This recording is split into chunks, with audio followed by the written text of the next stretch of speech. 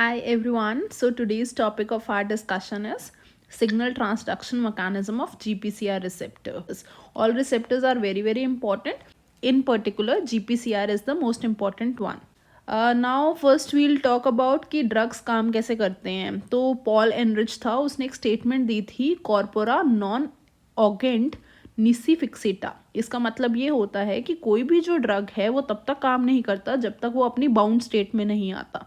तो जब भी कोई चीज़ के साथ हम बाउंड करते हैं किसी भी चीज़ को, तो जो जहाँ पर वो बाइंड होता है वो वाली बाइंडिंग साइट को हम बोल देते हैं कि ड्रग का टारगेट है या फिर वो मैजिक बुलेट्स हैं. ठीक है. बट कुछ ऐसे ड्रग्स होते हैं जिनको बाउंड करने के लिए कोई भी चीज़ रिक्वायर्ड नहीं होती है, जैसे कि हैवी मेटल्स हो गए, चिलेटिंग एजेंट्स हो गए, डायूरेटिक्स हो गए, एंटासिड्स हो गए, because they have HCl, they don't require any receptor to bind. Right. Now let's talk about receptor. क्या होता है रिसेप्टर? कोई भी एक मैक्रोमोलिक्यूल होता है जिसके साथ आके लाइगैंड बाइंड करता है. लाइगैंड कोई भी एक ऐसा सब्सटेंस होता है जो बाइंड करता है रिसेप्टर के साथ, और उसके पास एक स्पेसिफिक एफिनिटी होती है या बाइंडिंग कैपेसिटी होती है जो सिर्फ अपने पर्टिकुलर एक रिसेप्टर के साथ बाइंड करता है. ठीक है. This is a ligand. Suppose ये कोई चीज आई, ये इस रिसेप्टर के साथ बाइंड करी, this is a receptor. Receptor कोई भी एक ऐसा मैक्रोमोलिक्यूल होता है जो लाइगैंड को बाइंड करवाता है. ठीक है. तो target molecules through which like hormones, neurotransmitters, inflammatory mediators वो अपना इफेक्ट प्रोड्यूस करते हैं. रिसेप्टर के साथ अगर कोई भी लाइगैंड बाइंड होता है तो there should be a conformational change या फिर बायोलॉजिकल चेंज वहाँ पर आना चाहिए, तभी उस प्रोसेस को हम रिसेप्टर मैकेनिज्म बोलेंगे. नहीं तो ऐसे प्लाज्मा प्रोटीन्स होते हैं उसके साथ भी कुछ चीज़ें बाइंड कर जाती हैं बट वहाँ पर कोई फिजियोलॉजिकल या बायोलॉजिकल चेंज नहीं आता है, तो they don't serve as a receptor. ठीक है. So it is important that they should produce an action. Okay, now we will move to the receptors classification. Receptor जो classification है इसके अंदर IUPHAR international union of basic and clinical pharmacology ने ये classify करा कि इसके 5 सब टाइप्स हो सकते हैं रिसेप्टर क्लासिफिकेशन के. 1 can be physiological criteria, next can be tissue distribution, third is ligand binding, fourth is transducer pathway and fifth is molecular cloning. जब हम फार्माकोलॉजिकल क्राइटेरिया की बात करते हैं तो जो क्लासिफिकेशन रिसेप्टर की हो सकती है वो can be at the level of agonist, antagonist, alpha beta, ऐसे लेवल पे हो सकती है. Then if we talk about tissue distribution, तो टिश्यू डिस्ट्रीब्यूशन के अंदर अगर हार्ट के ऊपर कुछ रिसेप्टर्स काम करते हैं, ब्रेन के ऊपर कुछ डिफरेंट रिसेप्टर्स काम करते हैं, तो उस लेवल पे हो जाएगा. लाइगैंड बाइंडिंग के अंदर कुछ अलग अलग लाइगैंड्स अलग अलग साइट्स पे बाइंड करते हैं, उस लेवल पे क्लासीफाई कर देते हैं. फोर्थ इज ट्रांसड्यूसर पाथवे, जैसे GPCR हो गया जो अभी हम आगे पढ़ने वाली हैं. ठीक है. फिफ्थ इज मॉलिक्यूलर क्लोनिंग जो आजकल बहुत ज़्यादा इन ट्रेंड या इन रिसर्च चल रहा है. ठीक है. जब भी हम फार्माकोडायनेमिक्स पढ़ते थे तो हम हमेशा ये बोलते हैं कि pharmacodynamics tells about the effect which is produced by the drug. अब जो ड्रग होता है वो कोई भी अपना इफेक्ट शो करता है, बट उसको इफेक्ट शो करने के लिए कोई ना कोई टारगेट चाहिए, तो वो रिसेप्टर पे बाइंड करेगा या कहीं और एक्टिविटी शो करेगा. तो जो ऐसी जगहें होती हैं जहाँ पर एक क्या बोलते हैं ड्रग बाइंड करता है उसको हमने नाम दे दिया था टारगेट. ठीक है. अब हम ये बोल रहे हैं कि टारगेट 2 तरीके के हो सकते हैं, एक हो सकता है प्रोटीन टारगेट और दूसरा हो सकता है नॉन प्रोटीन टारगेट. अगर हम ये बोल रहे हैं कि प्रोटीन टारगेट्स हैं तो there are 4 types of protein targets जिसको हम एक निमोनिक से याद रख सकते हैं, विच इज राइस. ठीक है. अब जब हम बोलते हैं नॉन प्रोटीन टारगेट, जो हमने स्टार्टिंग में डिस्कस करा, it can be like this कि जो नॉन प्रोटीन टारगेट्स होते हैं जिनको कोई भी चीज़ की रिक्वायरमेंट नहीं होती, जैसे एंटासिड्स हो गए वो HCl के साथ बाइंड कर जाता है, जो चिलेटर्स हो गए वो हैवी मेटल्स के साथ बाइंड कर जाते हैं, तो these are non protein target. जब हम प्रोटीन टारगेट्स की बात करते हैं तो दोज आर राइस. राइस में आ गया R for receptor, I for ion channels, C for carrier proteins या फिर ट्रांसपोर्टर्स बोल देते हैं इनको, एंड फोर्थ इज एंजाइम्स. ठीक है. अब जो ये रिसेप्टर्स होते हैं these can be further divided into 4 सब टाइप्स. जब हम रिसेप्टर वाले की सिर्फ बात करते हैं, राइस में से हम सिर्फ R वाले की बात कर रहे हैं, तो जब हम सिर्फ R या फिर सिर्फ रिसेप्टर्स को ले रहे हैं, when we are taking only receptors, तो रिसेप्टर्स भी आगे 4 तरीके से हो सकते हैं. Those are ligand gated channels, ठीक है, जिनको हम आइनोट्रोपिक रिसेप्टर्स भी बोलते हैं. Second is G protein couple receptors या फिर metabotropic receptors. third is kinase linked receptors, and fourth is nuclear receptors. Now let's come to the GPCR receptor. अब GPCR receptor constitute the single largest या फिर commonest class of the receptor family होता है. इसको मेटाबोट्रॉफिक या फिर serpentine receptor या फिर 7 ट्रांसमेम्ब्रेनल हेलिकल स्ट्रक्चर भी बोला जाता है. अब इसका जो स्ट्रक्चर है वो मैं आगे बताऊंगी कि इसको मेटाबोट्रॉपिक क्यों बोला जाता है, क्योंकि ये इट डोंट एक्ट डायरेक्टली, मतलब वो खुद से डायरेक्ट एक्शन नहीं शो करता, but it acts through the second messenger. तो इसके लिए इसको सेकेंड मैसेंजर चाहिए होता है अपना एक्शन शो करने के लिए. ठीक है. अब जी प्रोटीन जो होता है खुद it is a membrane protein. इसको ऐसे समझ लेते हैं कि structure of GPCR we will get through this. ठीक है. जब हम इस फिगर के बारे में बात करते हैं कि GPCR का क्या स्ट्रक्चर है, जो GPCR का स्ट्रक्चर होता है इट इज सर्पेंटाइन. सर्पेंटाइन मतलब स्नेक लाइक, ऐसे जैसे ये बना हुआ है यहाँ पर like this is serpentine structure. ठीक है. यहाँ पर हम क्या बोल रहे हैं, जब भी कोई लाइगेंड आता है और वो इस रिसेप्टर के साथ बाइंड करता है तो ये अपना एक्शन, क्योंकि ये पूरा का पूरा GPCR रिसेप्टर है तो ये इसका एक्शन यहाँ पर शो करेगा. ठीक है. जैसे ही कोई लाइगेंड बाइंड करता है इस रिसेप्टर के साथ तो ये वाला जो रिसेप्टर है ये एक्टिवेट हो जाता है. एट जैसे ही ये एक्टिवेट होता है यहाँ पर ये जी प्रोटीन को एक्टिवेट कर देता है. ठीक है. GPCR हमने इसका नाम क्यों बोला इस रिसेप्टर का, क्योंकि it has ji protein coupled receptor. जैसे ये रिसेप्टर एक्ट करेगा इसको जी प्रोटीन चाहिए अपने एक्शन के लिए. यहाँ पर ये जी प्रोटीन क्यों बोला, क्योंकि जो ये जी है इसका क्या मतलब होता है, इसका मतलब ये ग्वानिन है. ये किसको बाइंड करता है, it binds to the guanine nucleotides. जैसे GTP हो गया, GTP हो गया, तो इसीलिए इसका नाम जी प्रोटीन पड़ा. तो जो जी प्रोटीन होता है उसके पास 3 खुद की सब यूनिट्स होती हैं. एक अल्फा होती है, एक बीटा होती है, एक गामा होती है. And this alpha subunit is bind to GDP, इसीलिए इसका नाम जी प्रोटीन होता है. अब ये जी प्रोटीन है ये यूजुअली बॉडी में एक्टिव नहीं रहता है. जैसे ही इस पे लाइगेंड एक्ट करता है तो ये अपनी एक्टिव स्टेट में आ जाता है. जब वो इनएक्टिव है तो उसके पास हेटेरोट्राइमर यूनिट्स हैं. जैसे ही ये एक्टिव होता है यहाँ पर क्या चेंज आता है, जो अल्फा सब यूनिट है वो मतलब अलग हो जाती है बीटा और गामा सब यूनिट से. तो बीटा और गामा साथ में रह जाती है, अल्फा सब यूनिट अलग हो जाती है. अल्फा जब अलग होती है then GDP gets converted to GTP. ठीक है. फिर वो अपने एक्शन प्रोड्यूस करता है, जैसे फॉस्फोराइलेशन हो गया या जो भी एक्टिविटी इस पर्टिकुलर लाइगैंड की वजह से उस जगह पे उस रिसेप्टर ने प्रोड्यूस करनी थी. जब वो अपना एक्शन प्रोड्यूस कर लेता है और उसका एक्शन खत्म हो जाता है देन फाइनली, क्योंकि जो अल्फा सब यूनिट होती है और वो एक्टिव यूनिट होती है वो अपना एक फॉस्फेट डोनेट कर देगी and finally it leads to again conversion of GTP to GTP. तो GTP में वो दोबारा बन जाएगा and it leads to the resting state. ठीक है. तो ये GTP है gets converted to GDP in the presence of an enzyme which is GTPase. अब वो जो एंजाइम होती है that is present inside this alpha unit. Alpha subunit के पास खुद की इंटरनल एक एंजाइम प्रेजेंट होती है जिसको हम GTPase बोलते हैं. जैसे ही एक्टिविटी आती है जी प्रोटीन के पास so there are different types of G proteins which are related to different receptors या डिफरेंट लाइगैंड्स की वजह से डिफरेंट जी प्रोटीन एक्टिवेट होते हैं. तो we will discuss about the 4 types that is G alpha S, G alpha Q, G alpha I and G alpha 12-13. जो S का मतलब होता है स्मॉल s, इसका मतलब है स्टिमुलेटरी. जो I का मतलब है इट इज इनहिबिटरी. तो ये क्या स्टिमुलेट करने वाला है, G alpha S will stimulate the phosphorylation of adenylyl साइक्लेज. This will further leads to the activation of adenyl cyclase. अगर वहाँ पर फॉस्फोराइलेशन ग्वानाइल साइक्लेस की हुई है तो फिर वहाँ पर एक्टिवेशन भी ग्वानाइल साइक्लेस का हो जाएगा.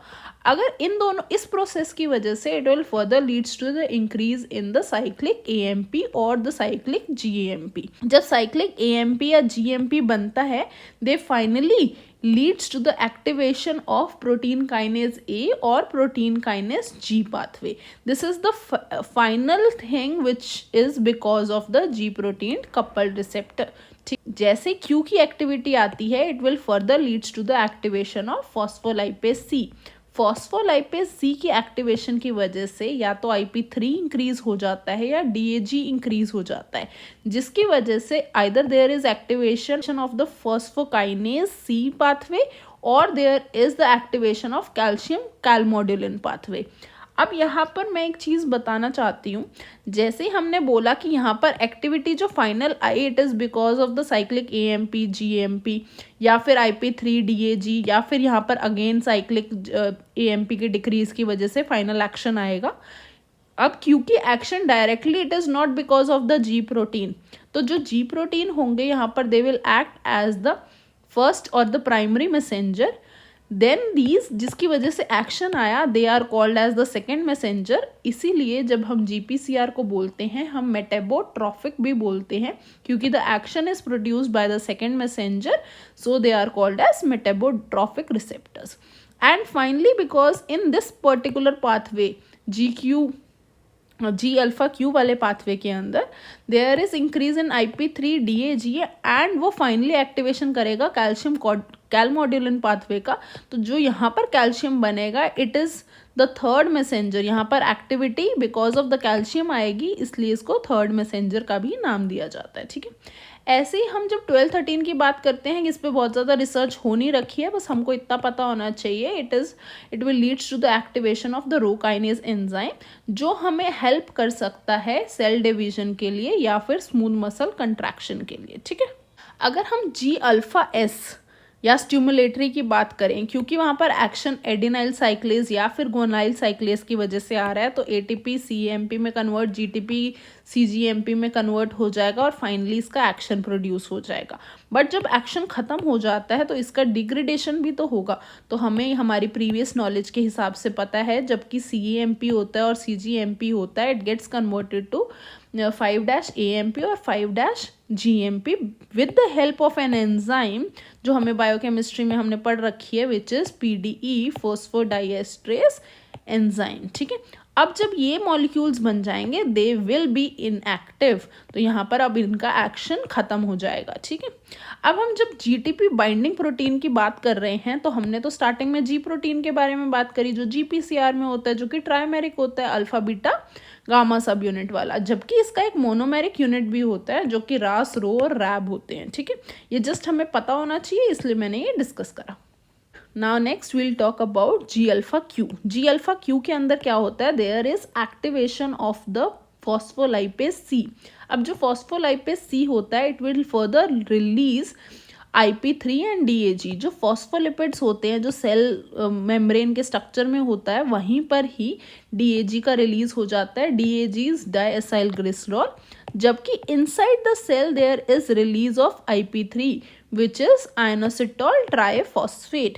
Finally this inositol triphosphate IP3 ये जो होता है एक्टिव फॉर्म होता है. जब ये कन्वर्ट हो जाता है IP2 के अंदर, तब वो इनएक्टिव फॉर्म में कन्वर्ट हो जाता है. जब वो अपना फॉस्फोराइलेशन कर लेगा, मतलब अपना फॉस्फेट ग्रुप डिनोट कर देगा. जैसे ही IP3 अपना फॉस्फेट ग्रुप डिनोट करता है, वहाँ पर कैल्शियम का रिलीज हो जाता है. यही कैल्शियम है, ये थर्ड मैसेंजर का काम करता है, क्योंकि ये कैल्शियम कैलमोडुलिन पाथवे को एक्टिवेट करता है. ठीक है, अब ये IP2 बन जाता है, फिर ये IP2 IP बन जाता है, फिर ये I बन जाता है, फिर ये फॉस्फोलिपिड के पास वापस से चला जाता है. This is how the cycle goes on, right. So we were talking about the structure of GPCR. ये एक सिंगल पॉलीपेप्टाइड चेन होती है जिसके पास 350 to 400 अमीनो एसिड के रेजिड्यूज होते हैं. अराउंड अप टू 1100 रेजिड्यूज भी हमको मिल सकते हैं. जो स्ट्रक्चर होता है वो 7 ट्रांसमेम्ब्रेन अल्फा हेलिसिस का बना हुआ होता है. इसका जो एक्स्ट्रा सेल्यूलर होता है वो N टर्मिनल होता है, जो इंट्रा सेल्यूलर होता है वो C टर्मिनल होता है. ठीक है, जैसे अभी हमने डिस्कस करा, जो G प्रोटीन होते हैं उसके पास 3 सब यूनिट्स हैं, alpha beta gamma. Coupling of alpha सब यूनिट जब वो अपने लाइगैंड के साथ या एगोनिस्ट के साथ जुड़ता है तो फिर फाइनली वो जो जीडीपी होता है it gets converted to GTP. जो अल्फा जीटीपी कॉम्प्लेक्स होता है वो डिसोसिएट हो जाता है और वो एक्टिव फॉर्म होता है और बीटा गामा अलग रह जाते हैं। ठीक है, जो ये बीटा गामा कॉम्प्लेक्स है it also activates a target protein. ये भी कोई काइनेज या कोई आयन चैनल को एक्टिवेट कर सकते होते हैं। जो जीटीपीएस एक्टिविटी होती है वो अल्फा सब यूनिट के पास होती है। जब सारा काम खत्म हो जाता है तो finally GTP gets converted to GTP back. अगर हम ह्यूमंस की बात करते हैं तो 21 नोन सब टाइप्स हैं हमारे पास जी अल्फा के, 6 जी बीटा के और 12 जी गामा के। This is the structure which is shown of the serpentine या फिर जीपीसीआर का स्ट्रक्चर, जिसमें इंट्रासेल्युलर सी टर्मिनल है और जो एक्स्ट्रा सेल्युलर है वो एन टर्मिनल है। अच्छा, ऐसा भी ज़रूरी नहीं है कि कोई न्यूरोट्रांसमीटर सिर्फ जीपीसीआर से ही काम करेगा। ऐसा भी हो सकता है कि कुछ हॉर्मोन्स और neurotransmitters both GPCR and ligand gated channels के थ्रू एक्ट कर सकते हैं, जबकि जो फास्ट एक्टिविटी होती है it is through the ligand gated channel and a little slower activity is through the GPCR channels. जो फर्स्ट जीपीसीआर डिस्कवर हुआ था that was beta 2 adeno receptor which was in 1986। Their structure was described through X-ray crystallography and 3D molecular structure, right? Of the total 1.5% of the genome, हमारे पास 865 GPCRs yet known हैं। GPCRs भी आगे 3 families में divided होते हैं। Class A is rhodopsin family, B is secretin family and C is metabotropic glutamate receptor और calcium sensor family. जो rhodopsin family होती है ये लार्जेस्ट ग्रुप होता है। इसके अंदर न्यूरोट्रांसमीटर्स, न्यूरोपेप्टाइड्स, प्यूरिन्स ये सब होंगे। जो बी फैमिली होती है it contains more of the peptide hormones like secretin, glucagon ऐसा। और जो मेटाबोट्रोफिक होती है इसके पास कैल्शियम सेंसिंग या फिर गाबा बी रिसेप्टर होता है। If will talk about the examples of the GPCR receptors, तो जो मस्क्रिनिक एसिटाइलकोलिन रिसेप्टर होता है वो होते हैं GABA B receptors.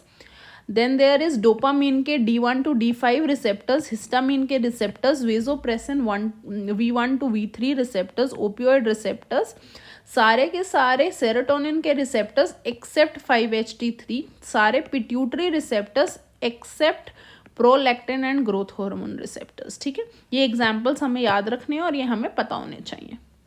Now this is the diagrammatic view which is showing कि ब्लड वेसल्स में से ऐसे जीपीसीआर है, ये अल्फा और जीटीपी आपस में साथ में है, बीटा गामा साथ में है। यहाँ पर एडिनाइल साइक्लेज की एक्टिविटी हो जाएगी।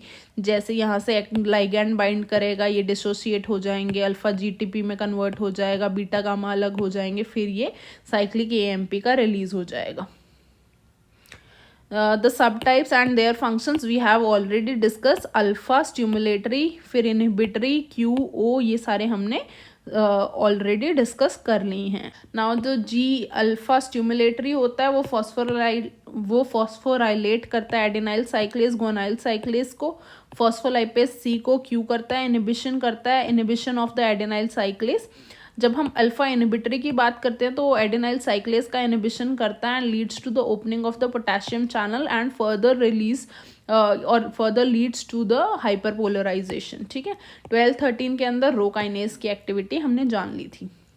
Now we'll again discuss about कि टारगेट्स क्या होते हैं। ये एडिनाइल साइक्लेज कैंप का फॉर्मेशन, फॉस्फोलाइपेज DAG, IP3 का ion channels, calcium and potassium का, रो काइनेज सेल ग्रोथ या फिर प्लोरिफरेशन के बारे में या फिर मसल कंट्रैक्शन के बारे में बात करता है। ठीक है, अगर ये डायग्राम आपको अपनी बुक्स के अंदर देखने को मिलेगा then it is again showing the same thing which we have discussed. अगर इसको हम थोड़ा सा सिंप्लीफाई करें, जी अल्फा या फिर जी क्यू अल्फा या जी क्यू अल्फा ये ले लें, जो जीटीपी जीडीपी में इंटर कन्वर्ट हो जाएगा, बीटा गामा अलग हो जाएंगे।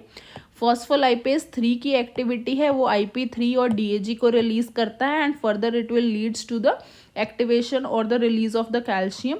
This calcium will further leads to the muscle contraction and phospholipase C अगर वहाँ पर कहीं release हो रहा है then it will further leads to the protein phosphorylation. This is again the table which is showing the major functional pathways of the GPCR receptor transduction. यहाँ पर camp की बात हो रही है, IP3DAG की, और चैनल रेगुलेशन की, कैल्शियम इंक्रीज डिक्रीज और potassium increase, right. Now we'll talk about the properties of GPCR. जो GPCR होता है उसके पास 3 खुद की प्रॉपर्टीज होती हैं. That is promiscuity of the ligand, property of desensitisation, और the property and the third property is the property of super sensitivity. Now if will talk about the promiscuity of the ligand, मतलब एक जो ligand है वो multiple GPCRs के साथ bind कर सकता है, मतलब it can have the multiple partners. That is promiscuity, means it is not very loyal to one type of receptor. जैसे अगर हम एग्जाम्पल लें एड्रेनलिन, तो वो अल्फा और बीटा, उसके 2 टाइप ऑफ रिसेप्टर्स होते हैं. अल्फा का आगे alpha 1 alpha 2, beta 1 beta 2 beta 3. ठीक है, जो अल्फा 1 होता है उसको GQ चाहिए, अल्फा 2 को G इनहिबिटरी से वो एक्शन शो करता है, और बीटा रिसेप्टर्स हैं it works through GS type. तो मतलब तीनों के लिए अलग अलग रिसेप्टर्स हैं, तो मल्टीपल GPCRs हैं एक लाइगैंड के लिए. ठीक है, तो this is the first property which is promiscuity of the ligand. Now the second property, it is the property of desensitization. Desensitization का क्या मतलब होता है, जब भी हमारे पास एक रिसेप्टर है उसको कॉन्टिन्यूस बाहर से लाइगैंड्स मिल रहे हैं, तो वो जो GPCR है वो अपना जो एक्शन शो करता है वो स्टॉप कर देता है, बिकॉज देयर इज एक्सेस या continuous ligand exposure. This is the decreased effect is known as desensitization.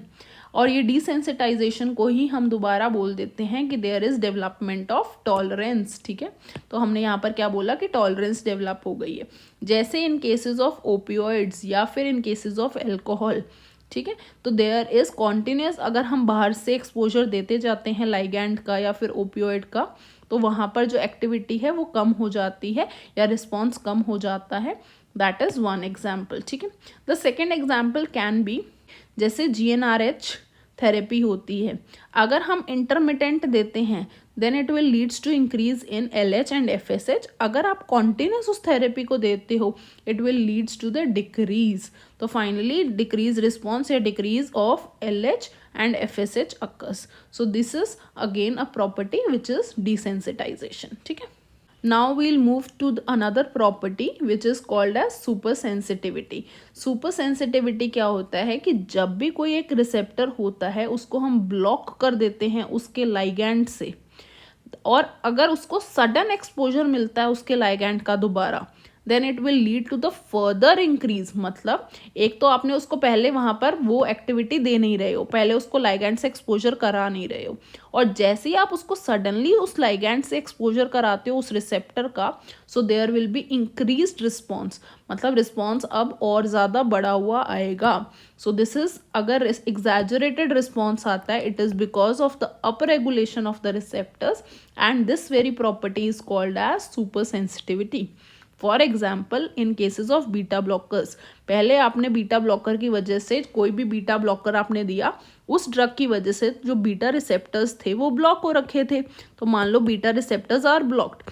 अब जैसे ही आपने बीटा रिसेप्टर ब्लॉकर वाली जो दवाई है वो बंद कर दी, अब ये रिसेप्टर क्या हुआ, ओपन हो गया या फिर एक्टिवेट हो गया. अब जैसे ही इस पर कोई भी लाइगैंड एक्ट करेगा, so it will leads to the exaggerated response. तो पहले क्या हो रहा था कि हार्ट रेट कम हो रहा था, अब क्या होगा, there will be sudden higher increase in the heart rate, further leading the patients to arrhythmia and finally leading the patients to MI. तो पेशेंट अचानक से अरिदमियाज या MI में जा सकता है. इसीलिए we always recommend that beta blockers should not be stopped abruptly. ठीक है, ऐसे ही another example of super sensitivity is tardive dyskinesia. Tardive dyskinesia के अंदर भी यही होता है कि पेशेंट ने अगर अचानक से एंटीसाइकोटिक की डोज मिस कर दी, जो वो एंटीसाइकोटिक थे उन्होंने डोपामीन के रिसेप्टर्स को ब्लॉक कर रखा था, जैसे ही डोज मिस हुई एंटीसाइकोटिक्स की, डोपामीन की एक्टिविटी फर्दर इंक्रीज हो गई and it will precipitate the tardive डिस्काइनेजिया. So yeah, this is all for today's video, and finally thank you everyone for joining in and listening. ये सारा का सारा overview था GPCR के regarding. and we'll also discuss about other receptors as well, but सबसे important GPCR था, so I have covered it in the starting only. So yeah, thank you, bye bye.